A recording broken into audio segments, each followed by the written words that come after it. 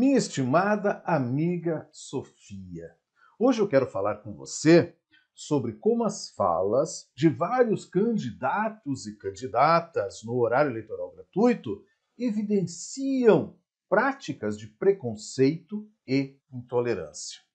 Como filósofo e cientista político, eu acredito que é importante despertar nas pessoas o interesse por política. A propaganda eleitoral é, sem dúvida alguma, o meio mais democrático e massivo para isso, uma vez que atinge a todos igualmente. Mas, antes de continuar, vamos para a vinheta. E, por favor, é muito importante para mim, não deixe de se inscrever no nosso canal para ele poder continuar existindo.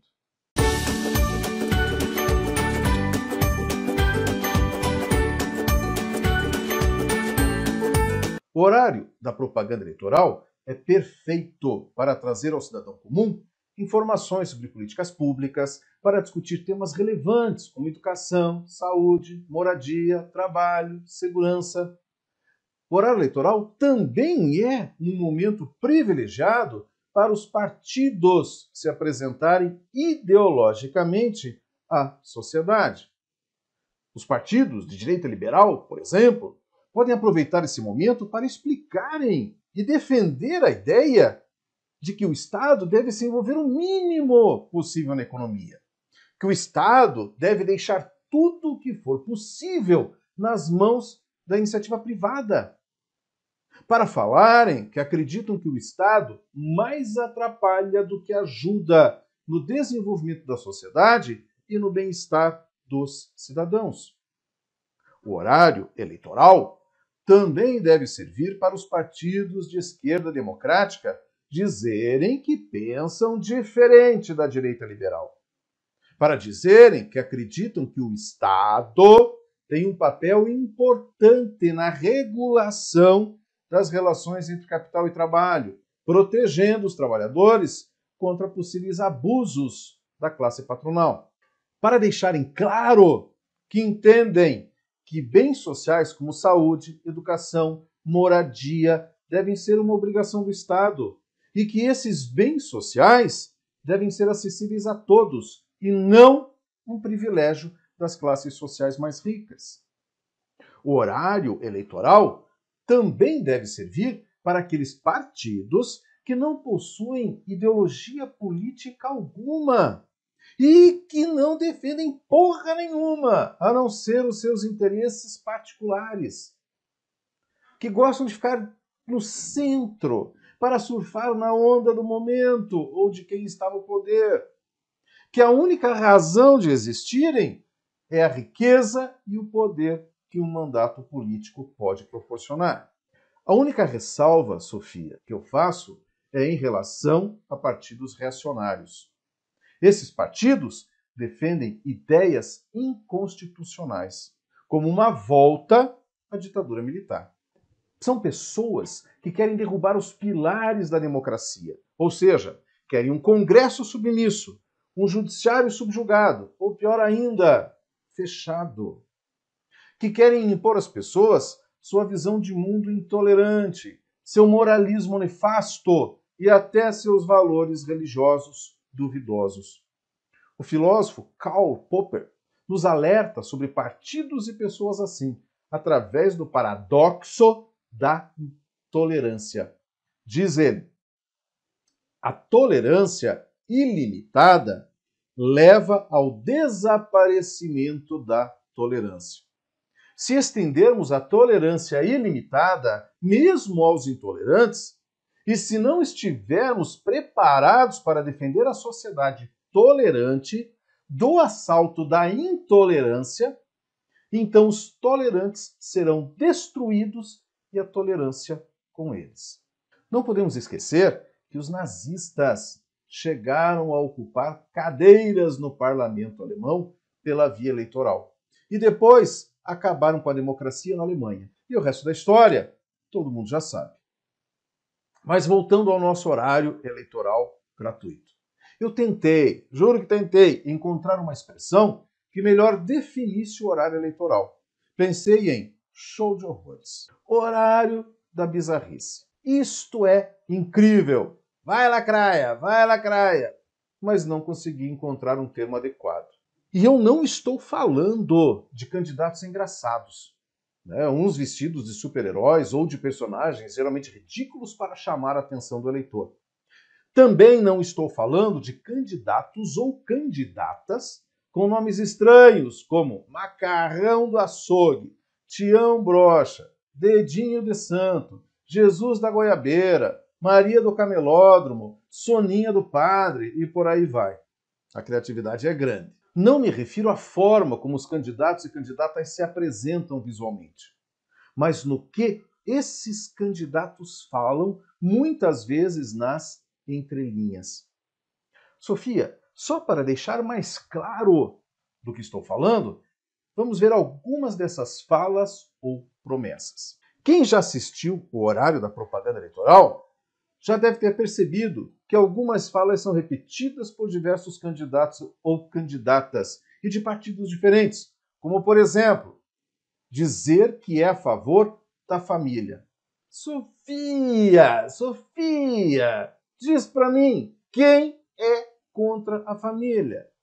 Quem vai ser contra a família? A pessoa já tem pouco tempo para falar ao eleitor e perde esse tempo falando óbvio. Quem é que, a menos que seja louco, vai dizer que é contra a família?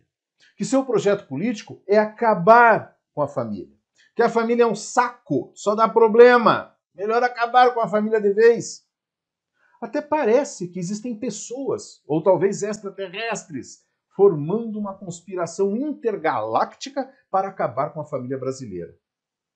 Esse discurso de dizer que é a favor da família só evidencia duas coisas. Ou que a pessoa, por melhores que sejam as suas intenções, não possui a menor ideia do que faz um político, ou, sem querer generalizar, está deixando claro seu preconceito em relação a outras configurações familiares, como a família homoafetiva. E nós sabemos que tem muita gente preconceituosa em relação a essa questão e que ainda faz uso de Deus para defender esse comportamento desprezível. O raciocínio é semelhante quando a pessoa diz que é a favor da educação. Sofia, você conhece alguém que vai ser contra a educação? Alguém que seja a favor do analfabetismo? Que queira fechar escolas e transformá-las em casas de rinhas de galo? Ah, mas alguém pode chegar dizendo: Marlos, você não está entendendo. O candidato ou candidata quer que os professores ensinem matemática, português, física, química, e não ideologia de gênero, ou política, ou doutrinação política.